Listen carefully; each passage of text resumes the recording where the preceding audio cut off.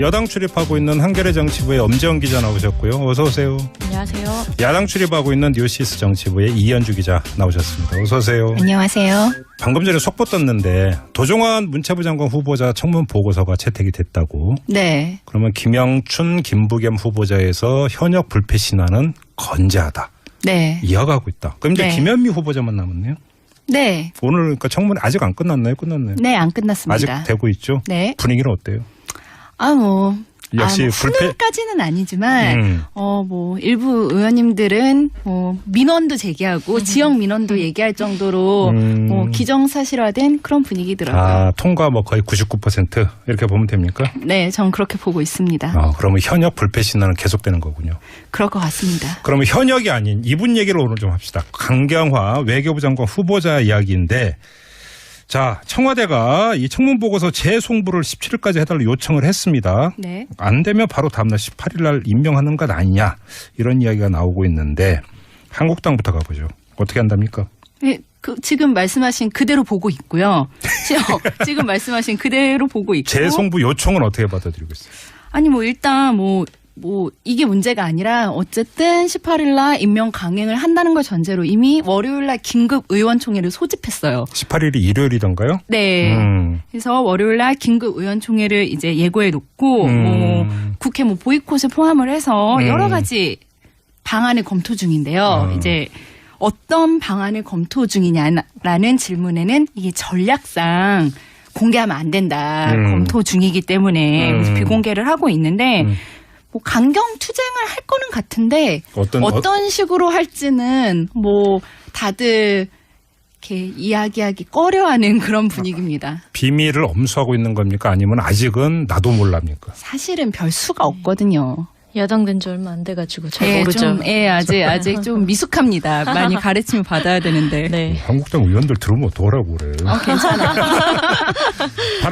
바른정당은 어떻습니까? 바른정당 역시 별다른 대안이 없고요. 예. 일단 강한 어조로 비난은 할 거고 규탄도 할 거고. 근데 뭔가 딱히 한국당이 별 수가 없는데 바른정당은 더 별 수가 없잖아요. 네, 그래서 대책을 내놓는다거나 뭔가 이렇게 맞대응을 할 만한 카드가 사실은 없거든요. 그래서 그냥 강하게 규탄만 할 것 같습니다. 이른바 야권 공조. 일단 두 당은 확실하게 공조가 되죠. 가장 고민이 많은 당은 국민의당 아닐까요? 엄지영 기자? 네, 그렇죠. 근데 사실은 이제 강경화 후보자를 임명을 강행하는 거에 대해서는 굉장히 좀 분노하고 있죠. 차라리 그러면 인천을 폐지하고 여론조사로 해라. 대통령 혼자 국정을 수행해라. 이런 반응이 쏟아지고 있는데. 네. 그래서 일단 국민의당도 긴급 상황, 인청을 무력시키는 긴급 상황으로 규정하고. 인청이 인사청문회? 네, 줄여서 인청? 예. 하여간 줄임말도 너무 많아. 네. 업계용으로. 네. 그래서 인청. 내일도 예정돼 있는 일정이 있는데. 네. 그것도 취소하고 내일 9시에 일단은 긴급 회의를 이렇게 열어서 대책을 논의하겠다 이러고 있습니다. 예. 전부 다 그러니까 긴급 회의군요. 네. 1차 대책은 긴급 회의네 그러니까. 네, 일단 한국당도 저 논리랑 비슷해요. 이럴 거면 국민 검증으로 통과시킬 거면 국회 검증을 왜 하냐. 그래서 법적인 용어도 아니잖아요. 사실. 오히려 이렇게 볼 수 있는 게 청문회에서 어떻게 하느냐에 따라서 국민 여론을 다르게 만들 수 있다. 정당은 이렇게 접근해 들어가야 되는 거 아닙니까? 이제 대통령이 워낙 강경하게 이번엔 그냥 청문회는 별다른 그런 문제만 없으면은 약간 참고용인 것처럼 얘기를 해서 그거에 대해서 이게 국회 야당 입장에서는 대통령의 태도가 어떻게 저럴 수 있느냐라는 거죠. 알겠습니다. 민주당은 어때요? 민주당은 일단은 지도부는 청와대하고 뜻을 같이 하고 있고요. 이제 다른 소리를 할 수 있는 상황은 지금 아직은 아닌 것 같고요. 그래서 오늘 추미애 대표도 원혜영 의원이나 이런 당 중진들하고 오찬하면서 야당 발목 잡기가 도를 넘었다 이런 식으로 같이 또 의식을 확인했고. 근데 다만 이제 아주 일부에서 이제 개인적인 의견들은 추경이나 이런 데서 야당 동의 얻고 가려면 아무래도 청와대가 좀 양보를 해야 되지 않겠냐. 한 명 정도는 좀 고육책으로 포기했으면 하면 어떨까 하는 그런 의견도 있고요. 민당 일각에서? 네, 일각에서 아주 소수 의견으로. 그리고 대통령이 좀 더 야당 대표들한테 낮은 자세로 도움을 요청하는 모습을 보여주면 어떨까. 낮은 자세라는 건 어떤 걸 얘기하는 겁니까? 그러니까 그래서 5대 인사원칙, 그러니까 임종석 비서실장이 입장 밝혔는데 그게 아니라 직접 입장 밝히는 뭐 이런 거 얘기하는 건가요? 예, 뭐 직접 만나서 이렇게 도움을 요청한다든가 칼국수 회동이라도 좀 하고 이렇게 좀 더 소탈하게 물론 이제 상임위원장 회동이나 뭐 이런 부분들이 있기는 했지만 네. 또 따로 자리를 마련하면 어떻겠냐 뭐 이런 얘기도 있긴 한데 네. 하여튼 대통령의 스타일을 고려할 때 조금 양보해도 그렇게 모양새가 빠지진 않을 것이다. 뭐 그런 의견들도 있으시죠. 민주당 예. 일각에서. 예, 일각에서. 자, 그러면 청와대로 가보죠. 문재인 대통령은 왜 오늘 이런 발언을 했을까요? 그 속내가 뭘까요? 일단은 뭐 굉장히 원칙주의자잖아요. 네. 그래서 여당에서는 뭐 이런 해석을 하더라고요. 지금 일종의 치수를 재는 기간이 아니냐 지금. 무슨 치수? 우리 사이에, 그러니까 뭐 남녀 사이에도 좀 이렇게 밀당하면서 거리 제기를 할 때가 있잖아요. 마음의 거리의 치수? 예. 예, 예. 그렇죠. 이제 여야가 9년 만에 바뀌었기 때문에 이제 일단은 저쪽 제1야당의 지도부도 아직 구성이 안 돼 있고 예. 그런 상황에서 대통령이 한번 팔을 쭉 뻗어본 거죠. 여기까지 이렇게 가도 될까? 네. 뭐. 그런 치수를 좀 재본 게 아니냐 뭐 이런 관측도 있긴 하던데 뭐 또 한편에서는 이제 원칙주의자이기 때문에 강경화 네. 부자가 과거에 비해서 그렇게 결격 사유가 결정적이지 않은데 야당 압박에 떠밀려서 한번 밀리면 계속 밀린다. 네. 뭐 이렇게 보는 게 아니냐 뭐 그런 원칙론이라는 해석도 있고요. 네네.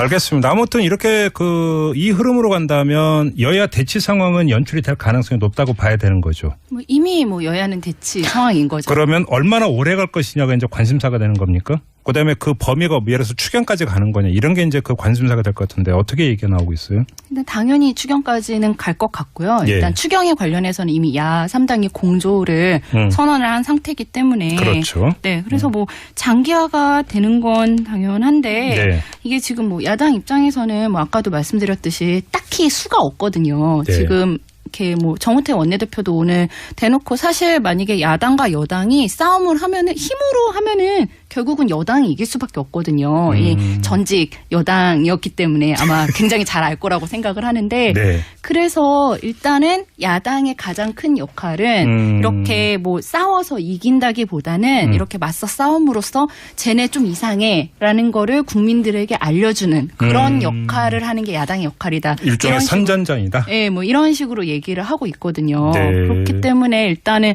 아마 이렇게 강경하게는 계속 나갈 것 같은데 이게 또 근데 한편으로는 이게 뭐 추경을 하고 결국은 이 추경 예산을 편성을 해서 결국은 이런 뭐 지역이라던가 이런 곳에 어쨌든 곳곳에 들어갈 거기 때문에 그거를 또 너무 강경하게 그 지역 차원에서도 네. 아마 반대를 끝까지 할 수는 그렇죠. 없을 거예요. 조율을 네. 좀 해야 될 거예요. 역시 또 고물이 이제 여기서 고물론이 나오는 겁니까? 여당에서도 그렇죠.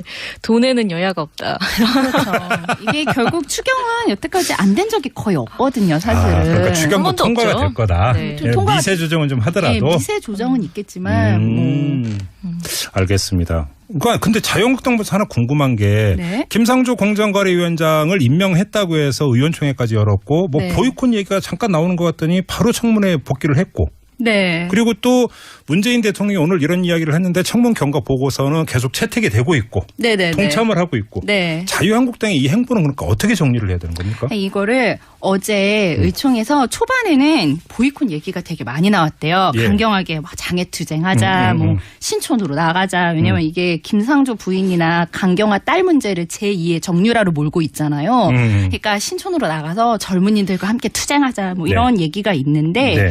이게 의총 시간이 지나면서 이게 현실론이 점점 힘을 얻은 거예요. 나가도 뭐 수가 없다. 이게 뭐 나가서 뭐 이제 우리가 불참한다고 이렇게 회의가 안 열릴 것도 아니고 그렇다고 나가서 또 흥행이 된다라는 보장도 네네네. 없고. 그리고 약간 국민들 눈도 좀 있고 그리고 그냥 안에서 투쟁을 하자 이런 얘기가 좀 더 힘을 받은 거죠. 안에서 그리고 이제 그래서 보고서 채택을 동참하라고.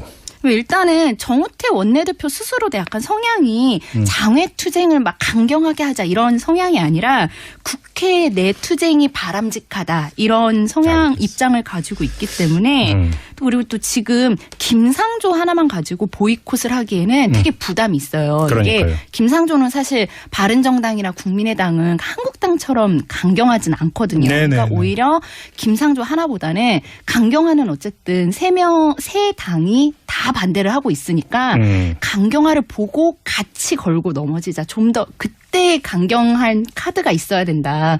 이런 계산을 좀 했어요. 사실은. 알겠습니다. 그 얘기 중간중간에 나와서 엄지원 기자한테 여쭤보는 건데 네. 전직 야당이었던 민주당 의원들은 네. 현 야당 의원들의 전투력을 어떻게 평가하던가요? 아직 지금 서로 다 적응이 안 됐다고 보고 있죠. 자기들도 지금 민주당에서는 네.